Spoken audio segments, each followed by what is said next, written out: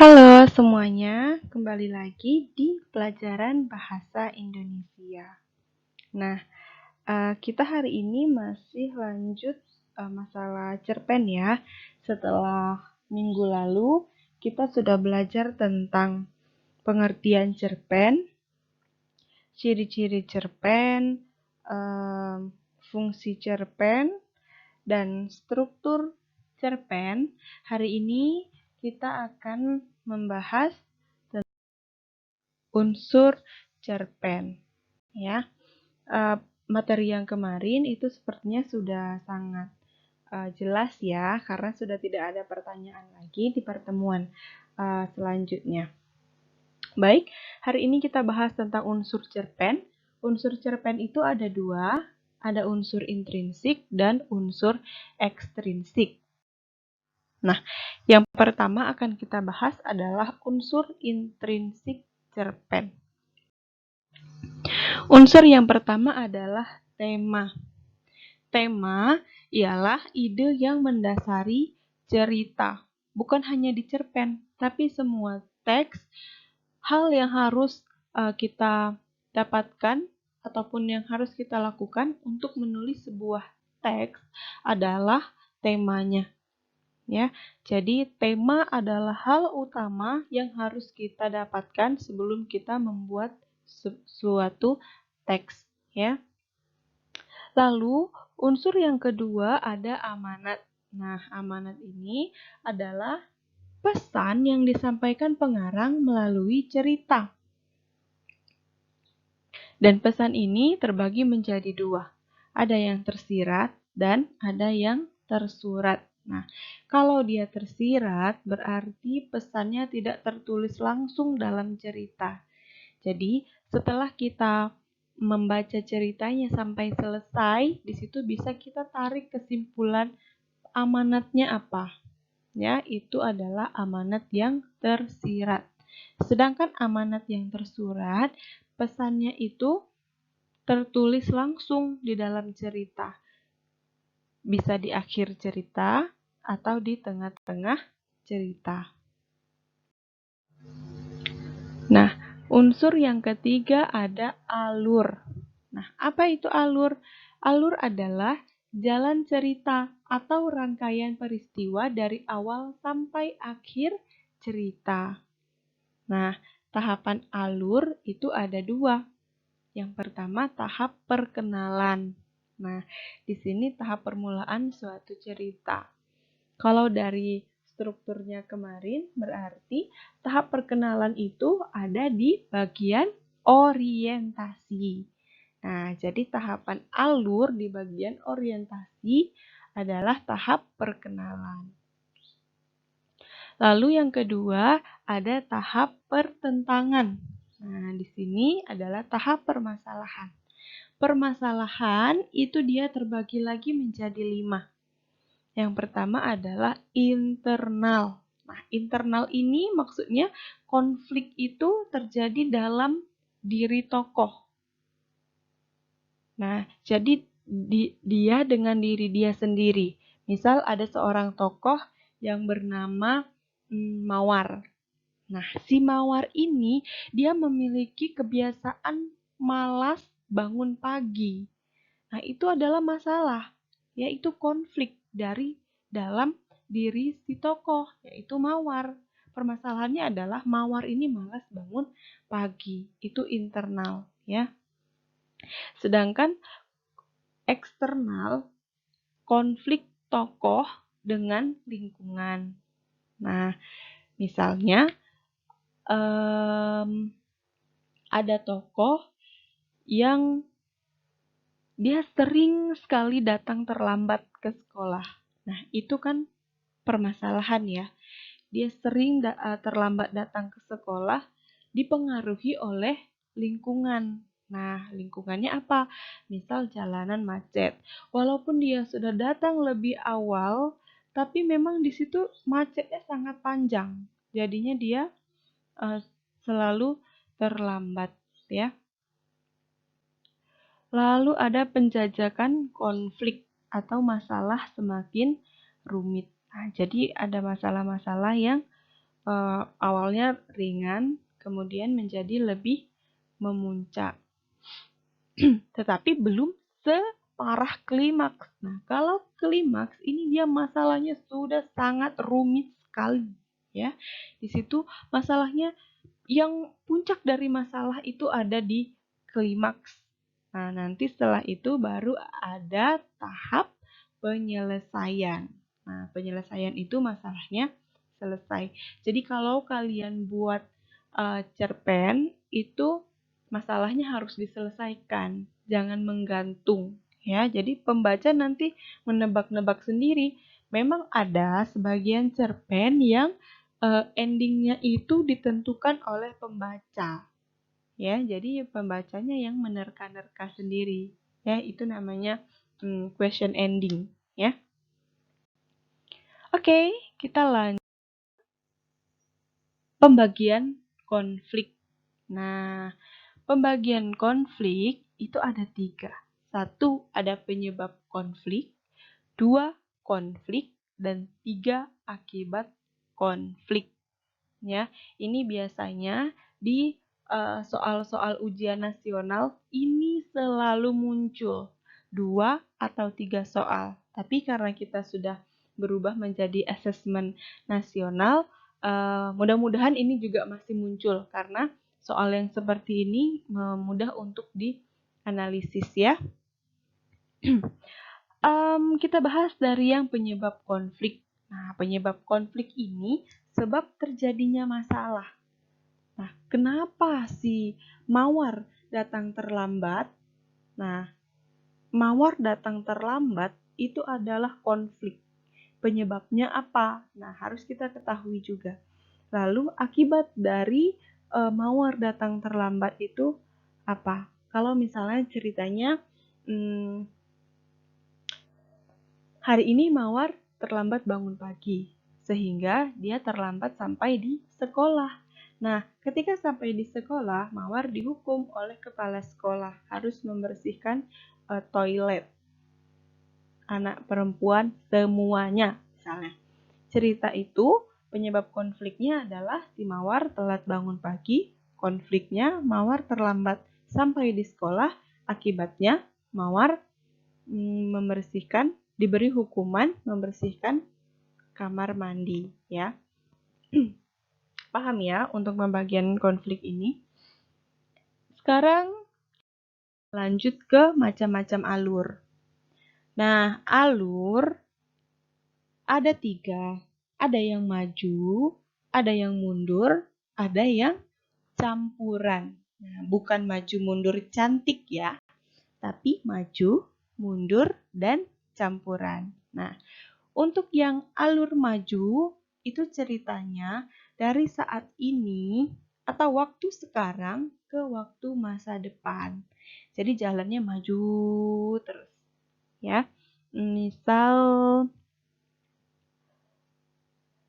tadi pagi Jolin memasuki ruangan kelas dengan wajah yang lesu. Kemudian dia mengikuti pembelajaran seperti biasa. Tapi ada yang beda.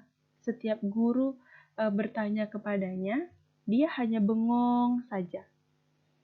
Kemudian pada saat jam istirahat, Jolin dipanggil sama wali kelas. Ditanya-tanya dan diberi nasihat. Kemudian di jam pelajaran selanjutnya, Jolin sudah lumayan lebih semangat. Nah, sampai pulang sekolah pun Jolin masih semangat. Nah, itu maju. Berawal dari tadi pagi, belajar di kelas, jam istirahat, belajar lagi, sampai pulang. Itu maju. Nah, kalau yang mundur, itu waktu sekarang ke masa lalu. Ya, ceritanya sekarang dulu, baru flashback tentang masa lalu. Kalau dia campuran, dari sekarang ke masa lalu, balik lagi ke masa sekarang. Itu biasanya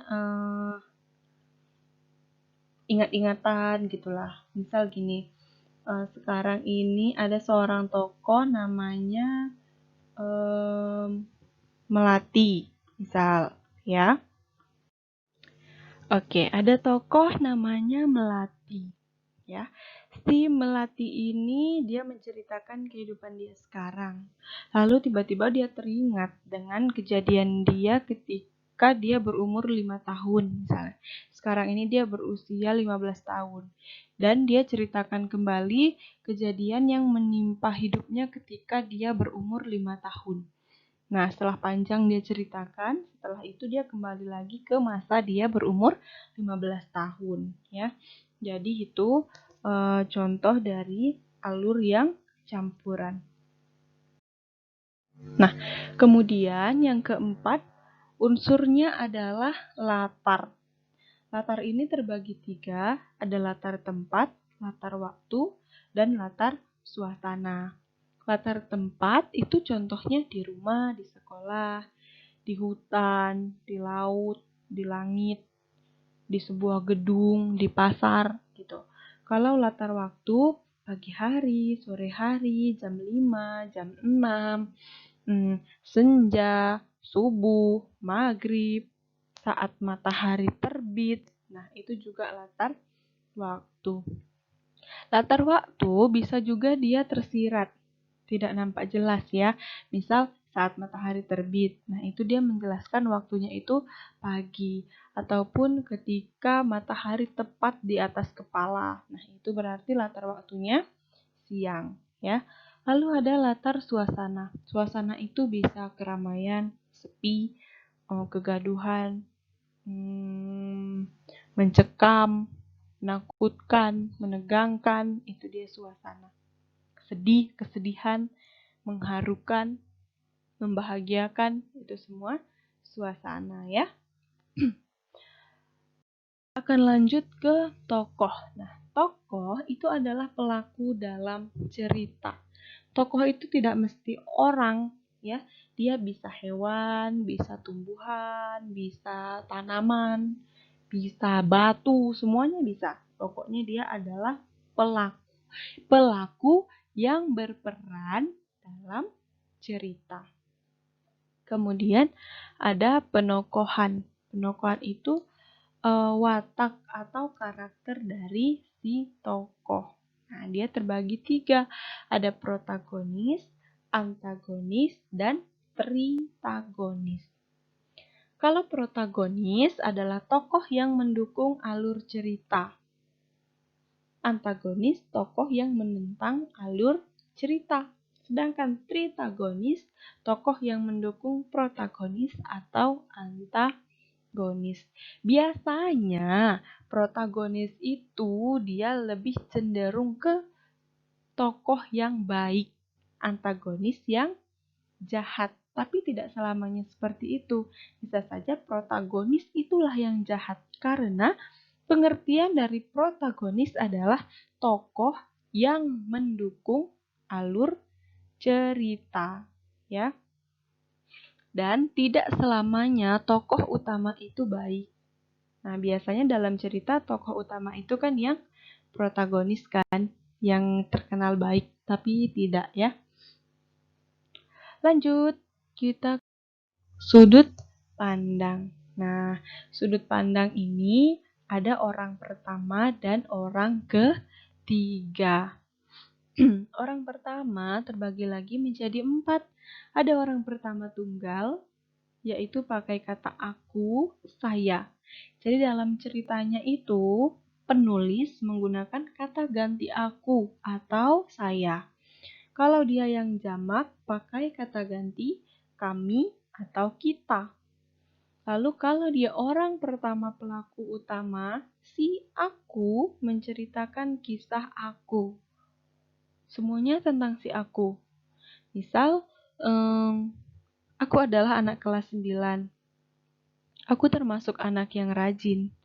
Tapi entah kenapa, nilaiku selalu rata-rata saja. Mentok-mentok di 85. Nggak pernah mencapai angka 9. Nah, pokoknya kedepannya nanti dia ceritain tentang si akunya. Kalau dia orang pertama pelaku sampingan, aku menceritakan kisah orang lain. Misal, Aku adalah anak kelas 9. Aku mempunyai teman, namanya Lala.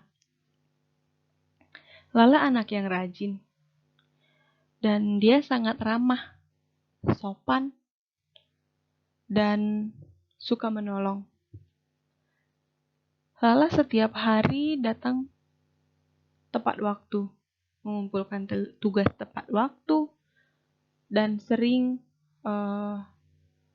mengajari teman kalau teman tidak bisa. Dia juga disukai guru-guru karena perangainya yang sangat baik itu.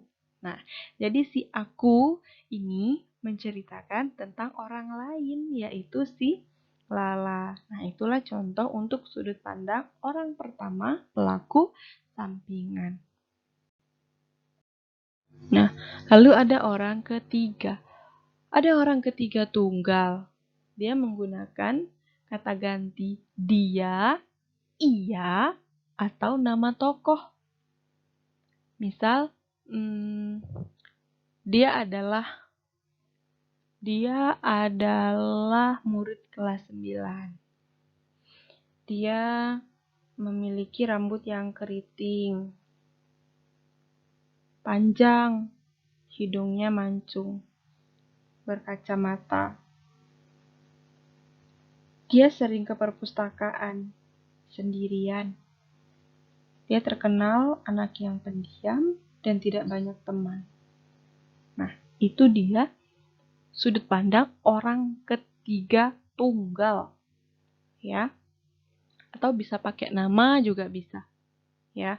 Misal namanya siapa ya? Jocelyn. Nah, Jocelyn termasuk siswa yang suka mata pelajaran matematika. Karena di setiap pelajaran matematika, ia selalu sangat semangat. Ketika guru menjelaskan, dia fokus mendengar dan mencatat hal-hal yang menurut dia penting. Kemudian, di setiap ujian, Jocelyn selalu mendapatkan nilai yang tinggi. Tidak pernah remedial. Nilai terendahnya 80. Wow, keren sekali. Misal gitu. Itu tetap orang ketiga tunggal, ya, dengan nama orang. Kalau yang pertama tadi pakai dia, contoh yang kedua yang ibu bilang itu pakai nama tokoh. Lalu orang ketiga jamak. Orang ketiga jamak ini menggunakan kata ganti mereka. Ya. Lalu ada orang ketiga pelaku utama atau serba tahu. Nah, jadi untuk orang ketiga serba tahu ini ada seorang tokoh, bisa pakai dia, bisa pakai nama orang, dan si tokoh ini menceritakan tentang orang tersebut dan mengetahui semua yang terjadi secara detail. Misal cerita Jocelyn tadi. Si penulis menceritakan Jocelyn, semua tentang kehidupan Jocelyn, penulisnya tahu. Nah, itu dia orang ketiga serba tahu. Ya. Kalau misalnya pelaku sampingan atau pengamat, orang ketiga pelaku sampingan atau pengamat, si tokoh dia tadi menceritakan tokoh lain dan tidak mengetahui semua yang terjadi. Nah, bedanya dengan yang serba tahu, kalau yang serba tahu, Jocelyn menceritakan hidup Jocelyn. Ya. Kalau yang pelaku sampingan, Jocelyn menceritakan si Jenny Bell. Nah, Jocelyn cuma sebagai pembuka, kemudian Jocelyn menceritakan kisah hidup Jenny Bell. Nah, itu dia orang ketiga pelaku sampingan atau pengamat. Tapi si Jocelyn ini tidak tahu semuanya tentang Jenny Bell, hanya yang tampak saja. Misalnya, Jenny Bell terlihat tergesa-gesa berjalan menuju rumahnya. Entah apa yang ia pikirkan misalnya. Nah, di situ si Jocelyn menceritakan Jenny Bell, tapi dia nggak tahu Jenny Bell kenapa dia tergesa-gesa, dia nggak tahu. Tapi kalau misalnya di pelaku utama atau serba tahu, itu tahu. Ya, misalnya Jenny Bell berjalan tergesa-gesa menuju rumahnya karena dia sangat menantikan sebuah acara TV. Dia pengen sekali menontonnya, jadi dia cepat-cepat jalan pulang ke rumah. Itu dia yang serba tahu.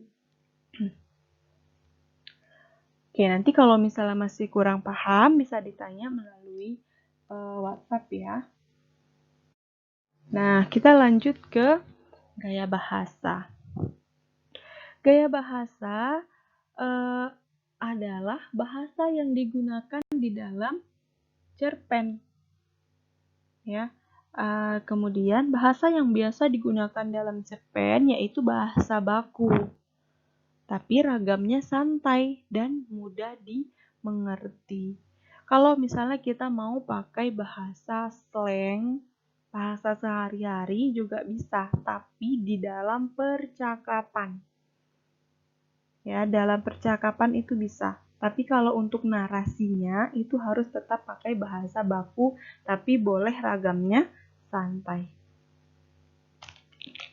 Misal, kalian mau buat itu pakai kata enggak, itu boleh. Tapi harus di dalam percakapan. Kalau misal dalam narasinya tetap harus menggunakan kata tidak. Ya. Kemudian gaya bahasa yang digunakan lagi menggunakan majas.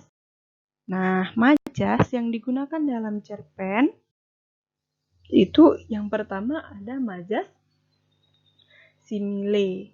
Nah, simile ini perbandingan langsung. Contohnya, bisa kalian lihat di sini. Contohnya adalah dia terbang bagai batu lepas dari ketapel. Nah, jadi perbandingan langsungnya itu antara si terbang sama batu lepas. Ya, berarti dia terbangnya itu sangat cepat, ya. Lalu ada metafora, perbandingan tidak langsung. Dia memiliki hati batu. Nah, hatinya yang sangat keras, dia nggak peduli dengan orang. Nah, itu dia diistilahkan dengan hati batu. Bisa yang lain juga, tangan kanan. Tangan kanan itu adalah orang kepercayaan. Itu termasuk ke dalam metafora. Ya, apalagi darah biru. Darah biru bukan berarti darahnya berwarna biru, tapi dia keturunan bangsawan atau keturunan orang kaya, ya. Apalagi meja hijau. Meja hijau itu adalah persidangan. Itu termasuk ke dalam metafora, ya. Kemudian majas yang ketiga adalah personifikasi. Nah, di sini menganggap benda mati seolah-olah hidup seperti makhluk hidup lainnya, ya. Contoh di sini, awan tertatih-tatih melintasi langit. Tertatih-tatih itu biasanya untuk makhluk hidup, untuk manusia atau untuk hewan, ya, berjalan tertatih-tatih. Tapi di sini diibaratkan untuk awan. Nah, apalagi pulpen menari-nari di atas kertas. Nah, padahal pulpen itu dipakai untuk menulis, tapi diibaratkan itu pulpennya menari-nari. Itu termasuk ke dalam personifikasi. Daun kelapa melambai-lambai seakan mengucapkan selamat tinggal padaku. Nah, itu juga termasuk ke dalam contoh majas personifikasi. Paham ya untuk ketiga majas ini? Paham pasti. Kita akan lanjut. Nah, unsur ekstrinsik cerpen. Unsurnya ada 3. 1 ada latar belakang pengarang. 2 tahun terbit. 3 kondisi masyarakat. Nah, sebelumnya Ibu mau kasih tahu juga kalau dia tadi unsur intrinsik itu adalah unsur yang ada di dalam karya sastranya, unsur yang ada di dalam cerpen. Jadi ke-8 unsur intrinsik tadi bisa kita cari dari dalam cerpennya, ya. Sedangkan unsur ekstrinsik itu adalah unsur yang berada di luar cerpen. Nah, jadi ada 3 inilah yang ada di luar cerpen. Yang pertama, ada latar belakang pengarang. Nah, siapa pengarangnya? Nah, itu dia mempengaruhi ke dalam ceritanya. Kalau misalnya pengarang ini atau penulis ini dia berasal dari kalangan anak sekolah, berarti cerita dia pasti nggak jauh-jauh dari kehidupan anak sekolah. Kalau misalnya dia pecinta K-pop, nah pasti adalah nyelip-nyelip dikit K-pop di dalamnya. Kurang-kurangnya dari nama tokoh. Pasti nama tokohnya itu adalah nama-nama K-pop-nya gitu. Atau nanti si tokohnya ini gemar dengan lagu BTS misalnya. Gitu ya. Itu adalah latar belakang pengarang. Nah, sedangkan tahun terbit juga berpengaruh kepada cerpen yang dia buat. Kalau misalnya dulu di tahun 2000 berapa ya? 2013 gitu. Itu tentang yang lagi viral itu batu akik. Nah, banyak sastrawan yang menuliskan karya tentang batu akik.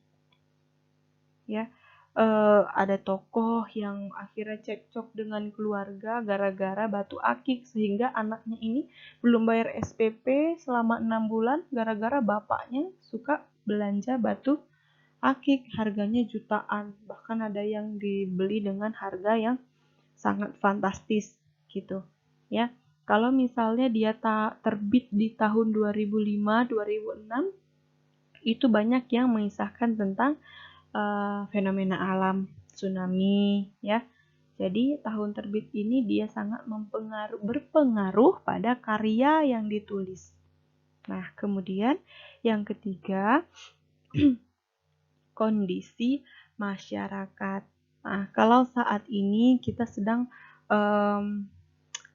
mengalami masa pandemi. Nah, jadi di sini kalau misalnya kita mau menulis atau para sastrawan dia menuliskan sebuah cerpen, nah ini bisa menjadi salah satu inspirasi untuk menulis sebuah cerita ya tentang masa pandemi COVID-19 gitu ya. Oke, sejauh ini untuk unsur cerpen ada unsur intrinsik dan unsur ekstrinsik. Ibu rasa sudah cukup jelas ya. Kalau misalnya nanti masih ada yang mau ditanya, boleh ditanyakan, boleh via telepon, boleh japri, boleh juga ya. Kalau misalnya nggak mau di grup ya. Dan saya akan jelaskan lagi, jelaskan ulang bagi yang belum paham. Jadi untuk pembelajaran hari ini cukup segini saja. Silakan kalian catat di buku catatannya mana yang perlu dicatat. Ya, semua perlu dicatat ya maksud saya. Silakan catat yang tertulis di dalam PowerPoint saya dan yang sudah saya jelaskan tadi ya. Oke, sampai jumpa di video selanjutnya. Bye-bye.